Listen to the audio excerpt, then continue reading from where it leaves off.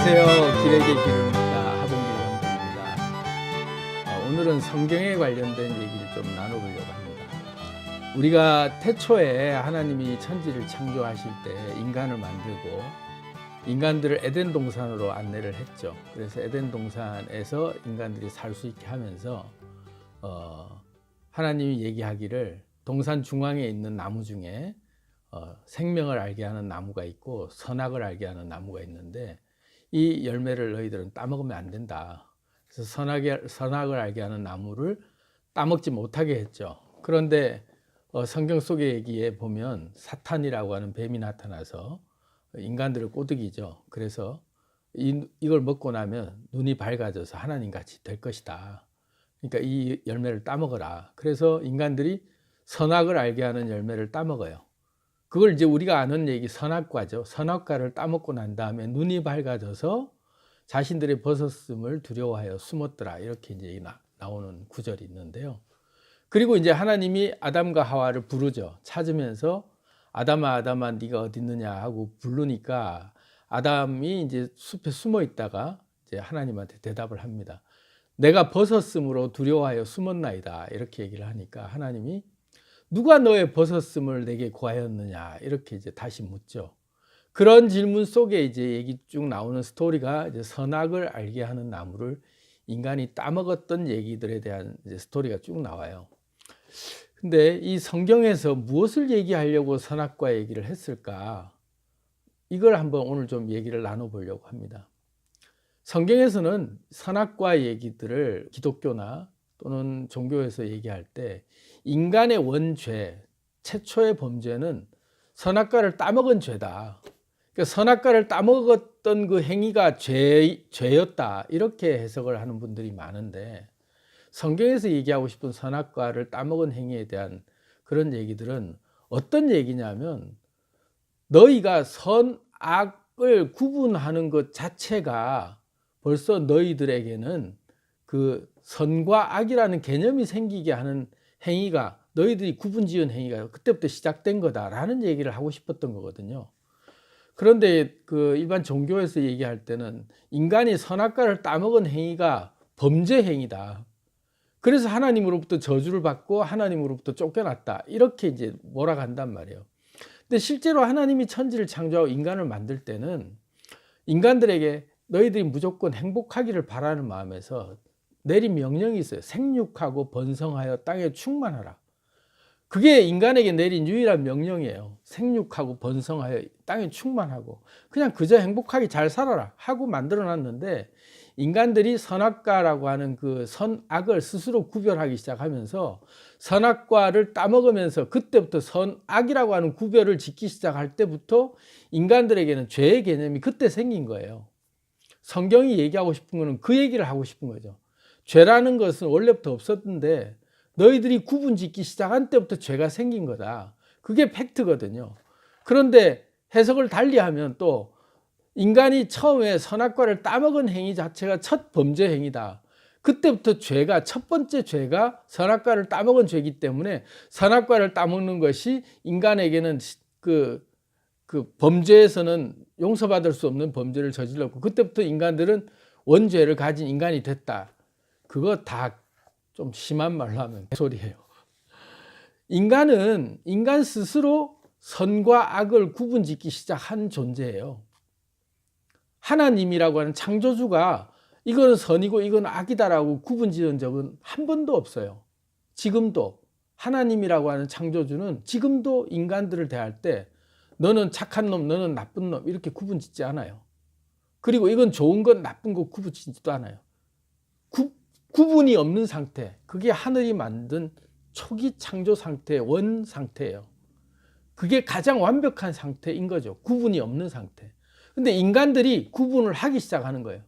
선악을 구분하고 이게 좋은 것, 이게 나쁜 것, 이게 더 아름답고 이건 더 추하고 그렇게 모든 것들을 구분짓기 시작하면서부터 인간들에게 차별이라고 하는 게 이제 그때부터 생기면서 그 뒤로는 이제 점점 더 그 자기가 선택하고 자기가 구분지은 것들을 더 옳다. 거기에 정당화시키기 위해서 자기하고 다른 것들은 배척하고 죽이고 자기하고 다른 것들은 핍박하고 그러면서 점점 자기가 생각한 것이, 자기가 결정 내린 것이 옳은 것들에 대해서만 수용하려고 하는, 그러면서 내가 옳은 것들을 네가 옳지 않으면 너는 나쁜 거야, 너는 죄를 짓는 거야 하면서 점점 세력이 더 큰 쪽들, 힘이 더 강한 쪽이 세운 논리가 정의가 되고, 그 나머지의 사람들은 다 죄악이 되고 쓰레기가 되고, 다 이게 가치 이하의 평가를 구분 지은 것은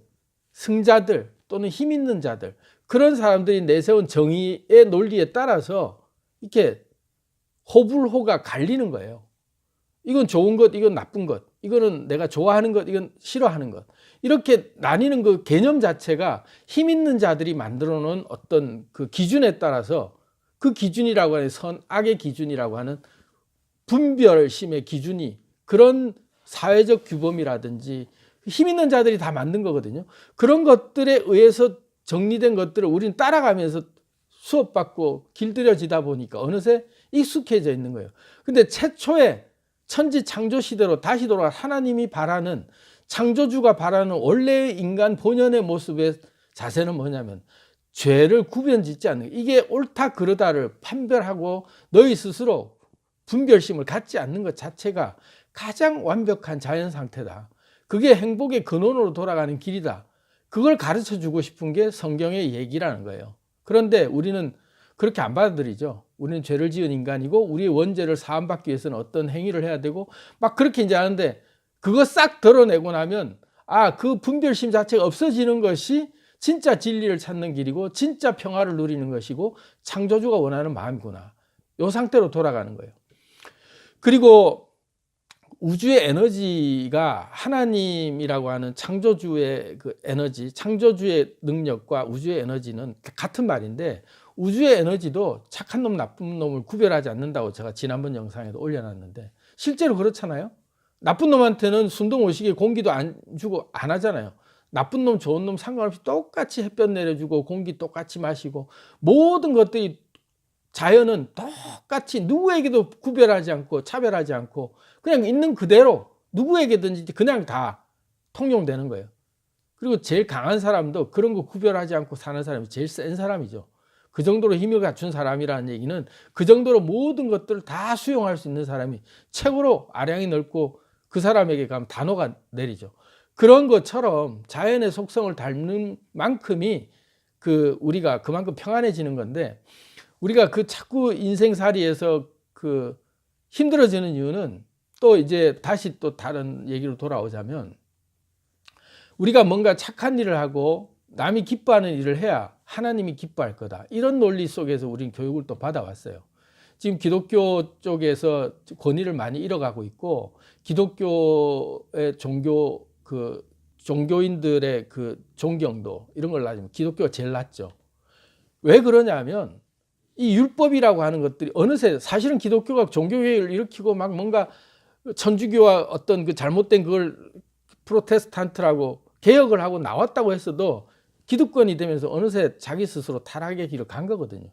거기에는 핵심 교리가 뭐가 제일 잘못됐냐면, 하나님에게 복을 받고 하나님이 원하는 삶을 사는 것은 하나님이 기뻐하는 삶을 살아야 된다라고 딱 정의를 내리면서, 하나님이 기뻐하는 삶을 살아야 우리가 하나님이 복을 주신다, 이렇게 이제 생각을 하는 거죠. 근데 하나님이 기뻐하는 삶이, 진짜 기뻐하는 삶이 뭘지를 모르면서 하나님이 기뻐하는 삶을 살아라고 가르치는 거예요. 왜? 하나님이 진짜 기뻐하는 삶은 너희가 선악을 구별하지 않고 자유롭게 사는 게 하나님 기뻐하는 삶이거든요. 창조주의 그 미션이 인간들에게 만들어 놓고 잘 먹고 잘 살아, 이거란 말이에요, 미션이. 근데 하나님을 기뻐하게 하기 위해서 우리는 교회 열심히 다녀야 되고 착한 일 많이 해야 되고 남들한테 봉사해야 되고 막 선한 일을 많이 해야 되고, 이래야만 하나님이 기뻐한다라는 정의를 내려놨어요. 그게 선이다라고 하는 정의를 내려놓은 거예요. 교회도 안 나오고 뭐 담배 피고 술 마시고 막 그러고 막 네 하고 싶은 대로 살면 그거는 죄악이다, 하나님 기뻐하지 않는다, 이렇게 정의를 내리면서 하나님이 기뻐하는 것과 기뻐하지 않는 것에 대한 분별심이 하나님이 있다고 생각하는 거예요. 근데 하나님은 분별심이 없어요. 네가 뭘 하든 그냥 자유롭게 살아라, 이거예요. 그 논리를 알고 나면 하나님이 정말 편해지는데, 우리가 우리 스스로 하나님의 규정을 딱 세워놓는 거예요. 하나님의 존재는 정말로 선하게 우리가 살고 의롭게 살고 착하게 살아야만 하나님이 기뻐하는 거다. 이렇게 이제 하나님을 두려워하면서 하나님을 사랑하게 만들려고 하는 그거를 딱 미션을 주는 거예요. 기독교에서. 그러니까 굉장히 우리가 끄달리는 거 마음이 힘든 거예요. 열심히 해야 되는 것이 결론은 그게 뭔가 하나님 기뻐하는 것의 근본적인 행위는 그 뭐냐 이렇게 쭉 정리를 내리면 교회 열심히 다녀 봉사 열심히 해야 되고 뭐 이렇게 교회에서는 이제 가르치죠. 그거 다 세계예요.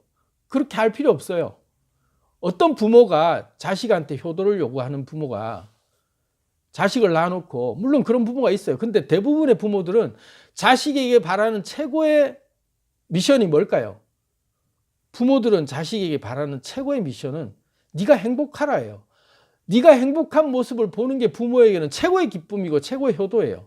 그럼 자식들은 부모한테 어떻게 효도해야 되느냐? 부모가 있는지 없는지도 모르고 그냥 지 혼자 즐거워서 행복이 겨워서 막 깔깔대고 너무 행복해서 미치도록 살고 있는 모습을 부모가 볼 때 가장 행복한 효도를 하는 거예요. 부모에게 제일 행복을 주는 선물이 그거예요. 자식이 행복한 걸 보는 것. 근데 우리 엄마 잘해야 돼. 우리 아빠한테 참 효도해야 돼. 막 그러면서 막 의무감을 가지고 부모한테 막 잘하려고 한다면 부모가 물론 기분은 좋겠지만 그걸 진짜 진정으로 기뻐하냐? 부모의 입장은 그렇지 않아요. 부모는 그저 자식이 잘 되는 걸 보는. 그러면 자식과 부모의 관계도 이런데 창조주라고 하는 하나님이 최고의 신인데 신의 마음에서는 어떨까 이거죠. 그것보다 못하겠나. 그래서 이제 공자가 한 말이 있어요. 공자의 위령공편, 그 논어의 위령공편에 보면 그런 말을 했어요. 무위이치자, 아무것도 하지 않고 다스리는 자. 무위이치자는 누구냐? 기순야여.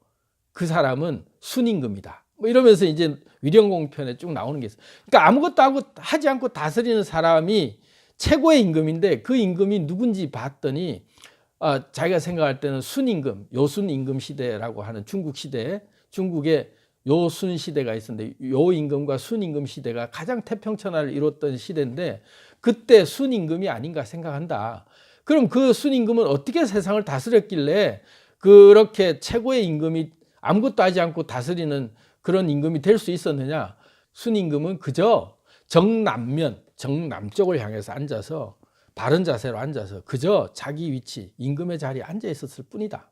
이렇게 이제 얘기하는 게 요순임금 시대에 순임금을 두고 최고의 임금은 아무것도 하지 않고 다스리는 자다. 이렇게 정의를 내린 게 공자의 논어에 나오는 말이 있어요. 그리고 노자의 도덕경에도 보면 18장에 이런 말이 있어요. 태상하지유지. 최고로 큰 태상하지유지. 최고로 큰 자는, 최고로 큰 임금은 하지유지. 그가 밑에 있는 사람들이 그가 있다는 것만 알고 그가 있다는 것만 그저 알 뿐이다. 그 다음은 뭐냐? 그 다음에 임금은 기차. 그 다음은 친이예지. 백성들이 그를 친밀하게 생각하고 예로 그를 공경하면서 사랑하게 만드는 임금이 두 번째 임금입니다. 기차 외지. 그 다음 임금은 뭐냐? 외지. 백성들이 임금을 두려워하며 섬기고 법을 잘 따르게 만드는 임금. 그게 세 번째 임금이래요. 제일 마지막, 제일 못난 임금, 제일 마지막 임금. 기차 모지다. 그 기차 모지는 백성들이 임금을 경멸하면서 무시한다 이거. 그런 임금의 단계가 네 단계가 있다. 태상하지유지의 단계가 있고 임금은 있는지는 알아도 그가 있는지 없는지 난 관심 없고 존재감이 제로. 그렇지만 내가 잘 사는 것은 백성계위 아자연이다 이렇게 말을 해요. 백성들은 말하기를 내가 잘해서 그런 거다 라고 태평가를 부르면서 살았다는 시대가 요순임금 시대에 나온 말이래요. 그래서 백성들이 얘기할 때 임금이 있는지 없는지 뭐 난 모르겠고 있는지는 알아도 이 잘 먹고 잘 살고 저녁에 나가서 집에 따뜻한 밥 먹고 잠들고 하는 것들은 다 내가 잘해서 그런 거다 하고 자기가 다 잘해서 이렇게 잘 사는 거다라고 믿게 만들어주면서 사는 그런 임금이 최고의 임금이다 라는 그 도덕경에도 그런 말이 있어요. 그래서 이 말을 종합해 보면 최고의 임금의 레벨은 아무것도 하지 않고 백성들에게 존재감을 전혀 부담을 주지 않고 그대로 있는 그대로 살게 내버려 두는 임금, 자연 그대로 내버려 두는 임금이 가장 최고 레벨의 임금이다. 부모의 마음도 자식들이 가장 행복하게 잘 살도록 비는 마음, 그리고 그 자체를 보고 기뻐하는 마음, 그게 부모의 마음. 그러면 창조자의 마음은 어떤 마음인가? 가장 위대한 하나님이라고 하면서 그 정도의 하나님은 이런 정도 레벨도 안 되겠냐 이거죠. 하나님의 레벨은 자기가 만든 이 자기의 피조물들, 자기의 분신들이 지낼 때 어떻게 지내길 바라느냐. 너희들은 이게 옳고 그러고 막 그냥 행복해. 너희가 뭐에 구애도 받지 말고 자유롭게 살아. 그게 인간에게 내린 유일한 미션이고 바라는 거예요. 하나님이 바라는 대로 산다는 것은 그런 마음 없이 하나님이란 존재도 있고 살 정도로 행복하게 살기를 바라는 것.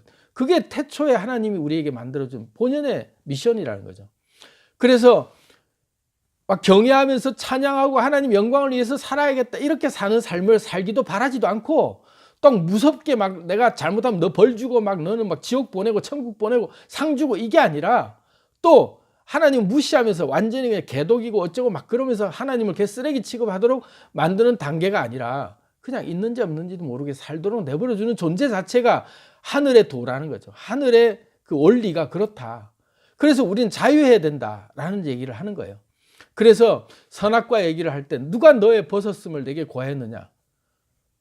내가 벗었다라고 하는 정의 자체가 내가 내린 마음이라는 거죠. 그래서 가만히 생각해 보면 내가 옳다 그러다라고 남들을 정죄하는 행위도 내가 이미 분별심이 생겼기 때문에 남을 정죄하는 거고, 그런데 그런 분별심을 다 없애고 그냥 내가 행복한 대로만 살겠다 하고 결정을 내리고 그게 진짜 진리다 하고 진리가 너희를 자유롭게 하리라 하고 그 진리를 깨달은 자로서 자유롭게 어떤 구속이나 속박이나 의무감 없이 자유롭게 할 때 내 속에 꽃이 피고, 교회를 다니는 분들 이걸 좀 다시 한번 생각해 보시길 바랍니다. 하나님이 원하는 삶은 그게 아니에요.